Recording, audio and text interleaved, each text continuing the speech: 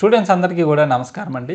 ఈరోజు okay AP current affairs సంబంధించి అదేవిధంగా ఎకానమీ, పాలిటీ ఈ అన్ని అంశాలకు సంబంధించి ఒక ముఖ్యమైన టాపిక్లో ఒక 5 ఇంపార్టెంట్ ఎంసీక్యూస్ని మనం ఈరోజు డిస్కషన్ చేయబోతున్నాం. ఎంజీఎన్ఆర్ఈజీ పథకాన్ని రీసెంట్గా దాని యొక్క పేరును మార్చారు. అదేవిధంగా అందులో ఉన్నటువంటి ముఖ్యమైనటువంటి అంశాలు ఈరోజు డిస్కషన్ చేద్దాం. సరేనా? Okay sir. మీకు ఫస్ట్ క్వశ్చన్ చూసుకున్నట్లయితే which new scheme has the central government introduced to replace the Mahatma Gandhi national rural employment guarantee scheme. Okay, Mahatma Gandhi జాతీయ గ్రామీణ ఉపాధి హామీ పథకం స్థానంలో కేంద్ర ప్రభుత్వం కొత్తగా ప్రవేశపెట్టినటువంటి పథకం ఏది? దీనికి ఆన్సర్ చెప్పండి సార్. ఓకే, అయితే ఒకసారి స్టూడెంట్స్ ఒక 5 సెకండ్స్ ఇద్దామండి. ఓకే, అయితే ఫస్ట్ ఆప్షన్ వచ్చేసి పిఎం గ్రామీణ్ సడక్ యోజన, రెండో ఆప్షన్ వచ్చేసి Viksit Bharat guarantee for Rozgar Ajeevika mission Gramin, simple దీన్ని విబీజీ రామ్జీ అని పథకం అంటారు. ఓకే, మూడవది పిఎం ఆవాస్ యోజన, నాలుగో ఆప్షన్ వచ్చేసి దీన్ దయాల్ ఉపాధ్యాయ గ్రామీణ కౌశల్ యోజన. ఈ డిస్కషన్ అయ్యే లోపే కామెంట్ సెక్షన్లో ఆన్సర్ పెట్టండి. ఓకే, అయితే మనం ఈ యొక్క ఆన్సర్స్ సింపుల్గా చూసుకున్నట్టయితే సార్ ఆన్సర్ బి అండి. ఓకే, మరి ఈ యొక్క పథకం అనేది మనకి అంటే ఒక్కొక్క పథకం నుండి ఒక్కొక్క అమలవుతుంటూ ఇలాగా ఈ పథకం అనేది రూపాంతరం చెందిందండి. అది చూసుకున్నట్లయితే మనకి చాలా ఎక్కువ టైం పడుతుంది. మరి ఈ 4 ఆప్షన్ మేము డిస్కస్ చేసేటప్పుడు ఫస్ట్ ఆప్షన్ వచ్చేసరికి పిఎం గ్రామీణ సడక్ యోజన. సడక్ అంటే అర్థం ఏంటంటే రోడ్లు అండి.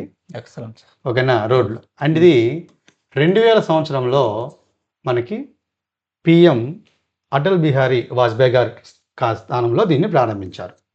దీని కాన్సెప్ట్ ఏంటంటే 500 జనాభా తక్కువ కలిగిన గ్రామాలకు రోడ్ కనెక్టివిటీ ఏర్పాటు చేయడం కోసం ఏర్పాటు చేశారండి.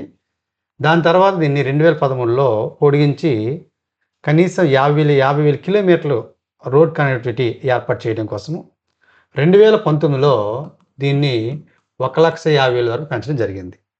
దేనికోసం అంటే ముఖ్యంగా గ్రామీణ ప్రాంతంలో ఉన్నటువంటి మౌలిక సదుపాయాల్లో మినిమం నీడ్స్లో మొదటి ఏదంటే మనకి రోడ్లు కలిగి ఉండాలి, రోడ్ కనెక్టివిటీ. ఎందుకంటే ఆసుపత్రికి వెళ్ళాలన్నా స్కూల్స్కి వెళ్ళాలనుకున్నా అలా వాళ్ళకి రోడ్ కనెక్టివిటీ ఏర్పాటు చేస్తే బాగుంటుందని చెప్పేసి 2000 సంవత్సరం దీన్ని మన సడక్ యోజన ప్రారంభించారండి. ఓకే సార్, ఇది ఆన్సర్ మనకి బి అనేది ఆన్సర్.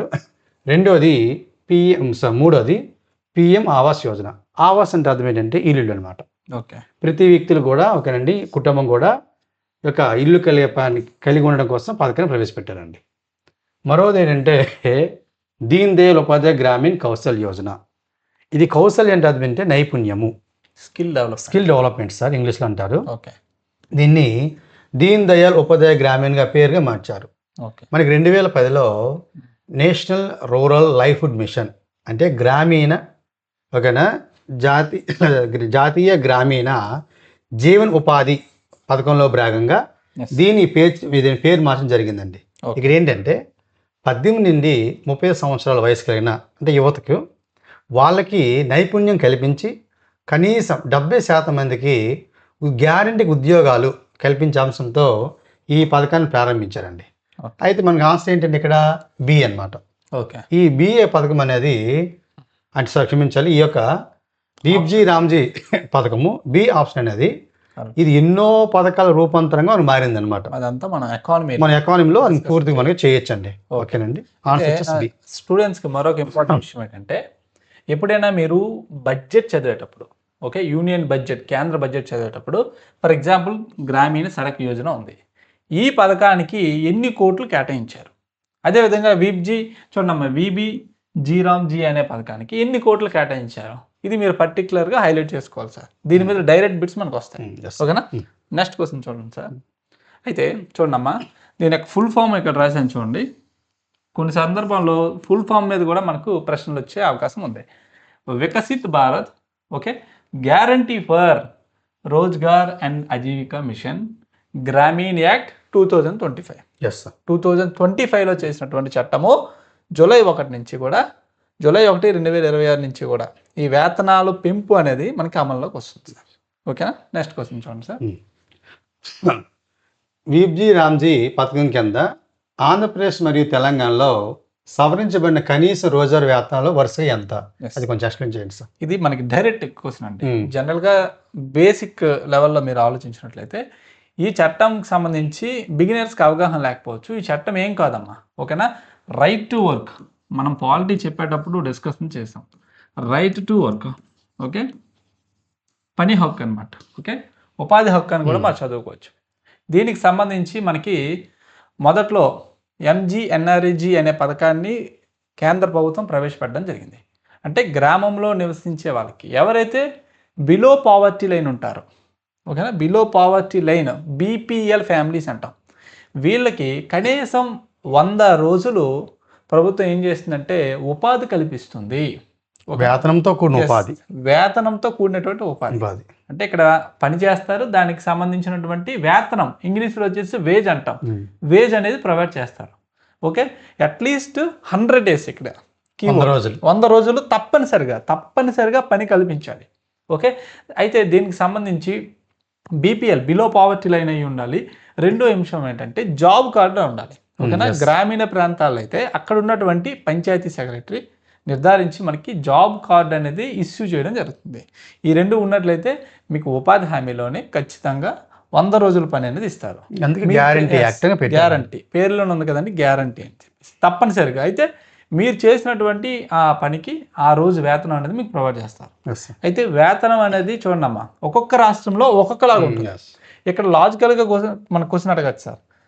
దేశం మొత్తం కూడా ఒకే రకమైనటువంటి వేతనం అమల్లో ఉంటుంది, కొత్త చట్టం ప్రకారంగా ఇస్తాడు. అది తప్పు, ఎందుకంటే ప్రతి రాష్ట్రానికి కూడా ఇది మారుతూ ఉంటుంది. ఓకే, అయితే ఇప్పుడు మీరు చూసుకున్నట్లయితే ఇది డైరెక్ట్ అనమాట. ఆంధ్రప్రదేశ్లో ఈ కొత్త చట్టం అమల్లోకి వచ్చిన తర్వాత జూలై 1 నుంచి ఆంధ్రప్రదేశ్లో 312 రూపాయలు ఇవ్వడం జరుగుతుంది. తెలంగాణలో వచ్చేసి 308 రూపాయలు ఇవ్వడం జరుగుతుంది. ఖచ్చితంగా ఈ బిట్ అనేది వస్తుంది సార్. మన స్టేట్ కొంచెం. ఇంకా మనం చూసుకున్నట్లయితే చూడండి సార్. ఓకే, ఈ చట్టం రాకముందు తెలంగాణ 307 రూపాయలు ఇచ్చేది. ఈ చట్టం వచ్చిన తర్వాత చూడండి ₹1 పెంచింది అనమాట. అంటే ఇప్పుడు ఎంత అయింది? 308 రూపాయలు. అయితే ఆంధ్రప్రదేశ్ ఎంత పెంచిందంటే 5 రూపాయలు పెంచిందమ్మా, 5 రూపాయలు. సరేనా? అయితే ఆంధ్రప్రదేశ్తో పాటు మహారాష్ట్ర కూడా 5 రూపాయలు పెంచింది. అందుకే నేను ఇక్కడ కంబైన్గా చెప్పడం జరుగుతుంది. ఏపీ మరియు మహారాష్ట్ర కూడా 5 రూపాయలు పెంచడం జరిగింది. ఈ 5 రూపాయలు పెంచడం వల్ల ఆంధ్రప్రదేశ్ ఓకేనా డైలీ వేజ్ ఎంత అయిందమ్మా?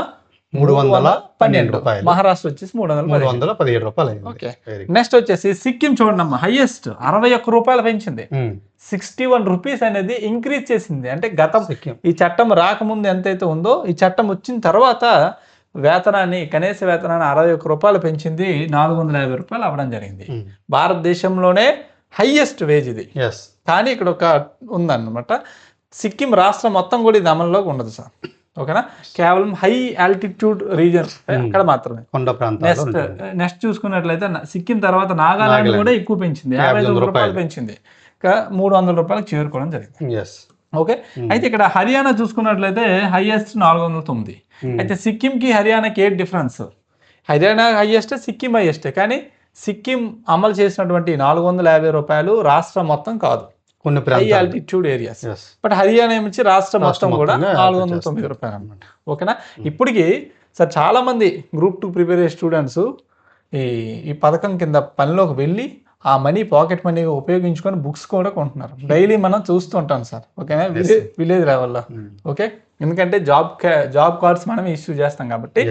అంటే గ్రామీణ ప్రాంతంలో వచ్చే విద్యార్థి ఎంత కష్టపడతాడో మనకి ఒక ఎగ్జాంపుల్. ఓకే, నెక్స్ట్ చూడండి, 100 రోజులకి మోస్ట్ ఇంపార్టెంట్ దాన్ని 120 రోజులకి పెంచడం జరిగింది. చాలా ఇంపార్టెంట్. పాత చట్టం ప్రకారం చట్టము 2007 చేశారండి. ఓకేనా? చేసి 2006 నుంచి మనకి అమలు రావడం జరిగింది. ఓకే, అయితే చెప్పండి సార్, నెక్స్ట్ కంటిన్యూ చేయండి. ఓకే, పాత చట్టంలో నీకు కనీసం 100 రోజులు పని కల్పిస్తే కొత్త చట్టంలో దాన్ని పెంచారు. డ్యామ్ షూర్ పెట్టింది 125 రోజులు. పక్కా హైలైట్ చేసుకున్నామా, 125 రోజులు నిద్దట్లు అడిగినా మీరు చెప్పాలి. 125 డేస్ అనమాట కల్పిస్తారు. ఓకేనా. నెక్స్ట్ 60 డే పౌజ్ పీరియడ్ అనేది ఉంది సార్. పౌజ్ పీరియడ్ అంటే ఏంటండి?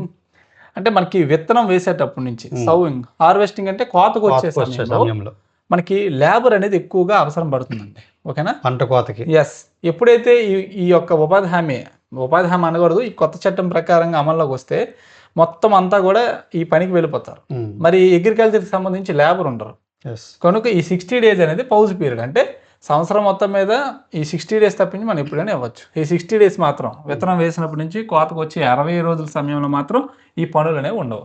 అయితే ఏంటంటే గ్రామాల్లో ముఖ్యంగా సీజనల్ వర్క్స్ ఉంటాయి కాబట్టి, ఎందుకంటే మే నుంచి లేదా జూన్ నుంచి వర్షాకాలం ఋతుపవనాలు ప్రారంభమవుతాయి కాబట్టి, ఆ జూన్ నుంచి మనము విత్తనం వేసే కాలం కాబట్టి అక్కడి నుండి మనకి వరి, చెరకు లేదా పత్తి కొన్ని ప్రాంతాల్లో ఇలా చూసుకున్నట్లయితే అంటే ఇక ఖరీఫ్ కాలము, రబీ కాలంలో కొన్ని ప్రాంతాలు ఇప్పుడు మనకి రాయలసీమ ప్రాంతాల్లో మనకి వర్షాలు పడుతుంటాయి కదా రబీ కాలంలో. ఇలాగే నైరుతి కాలంలో ఈ తెలంగాణ, ఈ యొక్క కోస్తాంధ్రలో వర్షాలు పడుతుంటాయి కాబట్టి రెండు ప్రాంతాల్లో కూడా ఏమవుతాయంటే మనకి వర్షాలు ఉండే కాలంలో వ్యవసాయ పనులు జరుగుతుంటాయి. వ్యవసాయ పనులు జరుగుతున్నప్పుడు కంపల్సరీ కనుక వ్యవసాయం చేసుకుంటారు కాబట్టి ఆ తర్వాత మనకి వేసవి కాలంలో మనకి వర్షాలు ఉండవు. కాబట్టి ఆ టైంలో గ్రామీణ ప్రాంతంలో ఉన్నటువంటి వ్యక్తులు ఏంటంటే వాళ్ళకి నైపుణ్యం అనేది తక్కువగా ఉంటుంది కాబట్టి వాళ్ళకి ఆ యొక్క కాలంలో వాళ్ళు ఖాళీగా ఉంటారు కాబట్టి ప్రభుత్వము ఏం చేస్తుందంటే ఆ యొక్క సమయంలో ఈ యొక్క పథకాన్ని అమలు చేయడం జరుగుతుంది. ఆ టైంలో మనకి సామాజిక ఆస్తులు అంటే అర్థం ఏంటంటే రోడ్డు ముఖ్యంగా కన్నా చెరువులను బాగు చేయటం, చెరువులను గొట్టులకైనా బాగు చేయటం, ఇలాంటి యొక్క పథకంలో అంశాలు ఉంటాయి సార్. Okay sir. అదేవిధంగా ఫండింగ్ చెప్పండి సార్ ఒకసారి. దీనికి సంబంధించి నిధులు ఏ విధంగా వస్తుంది? కేంద్ర ప్రభుత్వం అంతా, రాష్ట్ర ప్రభుత్వం అంతా. మనకి ప్రీవియస్ యాక్ట్ చూసుకుంటే మెజారిటీ సెంట్రల్ గవర్నమెంట్ భరించేది. 90-10. ఇప్పుడు మార్పు వచ్చిందమ్మా. ఇప్పుడు ఏంటంటే చూడండి సార్, C:S అంటే సెంటర్ ఇస్ టు స్టేట్. కేంద్రం మరియు రాష్ట్రం యొక్క వాటాలు ఎంత చూడమ్మా. కేంద్రం 60% అయితే రాష్ట్రాలు 40% భరించాల్సి ఉంది. అంటే ఒక 100 రూపాయలు ఖర్చు పెట్టినట్లయితే అందులో 60 రూపాయలు మీకు సెంట్రల్ గవర్నమెంట్ ఇస్తుంది, 40 రూపాయలు మాత్రం ఆ యొక్క రాష్ట్ర ప్రభుత్వం భరించాలి. ఫర్ ఎగ్జాంపుల్ ఇందాక చూసుకున్న 312 రూపాయలు, దానికి సంబంధించి 60% ఇది, 40% రాష్ట్రాలు. నెక్స్ట్ నార్త్ ఈస్ట్ స్టేట్స్, అదేవిధంగా హిమాలయన్ స్టేట్స్ మరియు యూనియన్ టెరిటరీస్. ఏ యూనియన్ టెరిటరీస్కి అయితే అసెంబ్లీస్ ఉంటాయో, శాసనసభలు ఉంటాయో వాటికి 90:10 నిష్పత్తిలో కేంద్రం నుంచి నిధులు రావడం జరుగుతుంది. స్పెషల్ స్టేటస్ కింద అన్నమాట. నెక్స్ట్ ఏ యూనియన్ టెరిటరీస్కి అయితే అసెంబ్లీస్ ఉండవో వాటికి 100% కూడా కేంద్రం అనేది నిధులు ఇవ్వడం జరుగుతుంది. ఈ ఫండింగ్ అనేది ఎకానమీ పాయింట్ ఆఫ్ లో చాలా important. Sir economy point of లోగా. నెక్స్ట్ సార్ చూడండి, దీనికి మీరు ఆన్సర్ చెప్పండి సార్. ఆంధ్రప్రదేశ్లోని ఏ జిల్లాలో విబిజి రామ్జీ పథకం ప్రారంభము కానుంది లేదా ప్రారంభించారు? ఆల్రెడీ ప్రారంభించారు. దీనికి ఆన్సర్ వచ్చేసరికి అండి తిరుపతి అండి. ఓకే. ఈ తిరుపతిలో మనకి కేంద్ర గ్రామీణ అభివృద్ధి శాఖ మంత్రి అయినటువంటి శివరాజ్ చౌహాన్ గారు, అంటే ఆయన మనకి మధ్యప్రదేశ్ గతగా సీఎంగా పనిచేయడం జరిగింది కాబట్టి ఆ చౌహాన్ సింగ్ గారు దీనికి ఒక ముఖ్య అతిథిగా వచ్చి ఈ పథకాన్ని తిరుపతిలో మన సీఎం గారు, ఈ యొక్క కేంద్ర గ్రామీణ అభివృద్ధి మంత్రి గారు కలిపి ఇద్దరు కూడా ఈ పథకాన్ని లాంచ్ చేయడం జరిగింది సార్. ఇది ఆన్సర్ వచ్చేసరికి తిరుపతి అండి. ఓకే. అంటే మేము చెప్పక ముందే మీరు క్వశ్చన్ చదివి ఆన్సర్ కామెంట్ లో పెట్టండి. ఓకే, ఒక ప్రాక్టీస్ అయిపోయింది అనమాట. ఓకే, చూడండి సార్, ఆల్రెడీ మనం డిస్కషన్ చేసాం సార్. ఓకేనా. ఈ పథకం కింద అత్యధికంగా 450 వేతనం ఏ రాష్ట్రంలో ఇస్తున్నారు? ఇప్పుడే చెప్పారు కదా, మీరు డైరెక్ట్గా ఆన్సర్ చేసేవచ్చు. సిక్కిం అండి. Sikkim, yes, very good. Next వచ్చేసండి బివి రామ్జీలో పథకం కింద పెరిగిన వేతనాలు ఏ తేదీ నుంచి అమల్లోకి రానున్నాయి చూసుకుంది ఒకసారి. ఇప్పుడు మనం డిస్కషన్ చేసాము. August 15 పెట్టేద్దు. ఓకేనా. August 15 కాదు, April 1 కాదు, July 1. July 1, 2026. మళ్ళీ ఇక్కడ కన్ఫ్యూజ్ అవుతారు. 2025 కాదు, చట్టంలో 2025 ఉంది కాబట్టి మీరు చూసుకోకుండా 25 July 1 మీరు ఆప్షన్ పెట్టుకొని వస్తారు, కానీ తప్పు అవుద్ది అనమాట. ఓకేనా. అయితే చూడమ్మా, ఈ యొక్క పథకం కింద గ్రామీణ ప్రాంతాల్లో పనులు అనేవి చేస్తారు. ఓకే. ఫర్ ఎగ్జాంపుల్ ఏదైనా ఒక గ్రామంలో చూడమ్మా, ఒక చెరువు ఉందమ్మా. ఈ చెరువుకు సంబంధించి మరమ్మత్తు పనులు చేయాలి. మరి ఈ పనిని ఎలాగ ఐడెంటిఫై చేస్తాం? ఎలాగంటే సార్, చెప్పండి సార్. గ్రామ సభ, ఓకేనా? Yes. గ్రామ సభ గ్రామాల్లో ఏర్పాటు చేస్తాం. గ్రామ సభను ఏర్పాటు చేసి, ఓకేనా, ఓకే, ఆ ఊరు ప్రజలందరూ 18+ అయ్యి ఉండి ఎవరైతే ఆ ఊరి ఓటర్ జాబితాలో ఉంటారో వాళ్ళందరూ కూడా గ్రామ సభకు హాజరవ్వచ్చు. ఓకేనా? గ్రామ సభకు హాజరయ్యి ఈ పనులు గుర్తించి వీటికి ఆమోదించడం జరుగుతుంది. ఓకేనా? ఇది అనమాట ప్రొసీజర్ వచ్చేసి ప్రతి గ్రామంలో కూడా జరుగుతూ ఉంటుంది అనమాట. ఓకే, గ్రామంలో నివసించే స్టూడెంట్స్ కూడా అప్పుడప్పుడు వీలైతే గ్రామ సభలకు అటెండ్ అవ్వండి. ఓకేనా? అయితే మన ప్రిలిమ్స్ కోర్స్ అవ్వచ్చు, మెయిన్స్ అవ్వచ్చు, టెస్ట్ సిరీస్కి సంబంధించి మీరు డౌన్లోడ్ చేసుకోవాలనుకుంటే మన యాప్ లింక్ డిస్క్రిప్షన్ ఉంది. ప్రజెంట్ మేము మా టీం అంతా కూడా సిలబస్ కంప్లీట్ చేయాలని కొంచెం బిజీగా ఉన్నాము. సిలబస్ కంప్లీషన్ అయిపోతే కరెంట్ అఫైర్స్లో ఉన్నటువంటి ముఖ్యమైన అంశాలు ఈ విధంగా డిస్కస్ చేద్దాం. ప్రతి సబ్జెక్ట్ కూడా ఎస్, కొన్ని టాపిక్స్ ఉంటాయి అనమాట. ఖచ్చితంగా వాటిని బిట్ వస్తుంది. ఫర్ ఎగ్జాంపుల్ ఇప్పుడు మనం డిస్కస్ చేసినటువంటి ఈ టాపిక్, అది ఏ రూపంలో రావచ్చు సార్. ఇది పాలిటీలు అడగచ్చు, ఎకానమీలు అడగచ్చు, కరెంట్ అఫైర్స్ కనుక ఇటువంటి టాపిక్స్ మేము సిలబస్ అయిపోయాక డిస్కషన్ చేస్తామండి. ఓకేనా? Thank you very much. Thank you sir.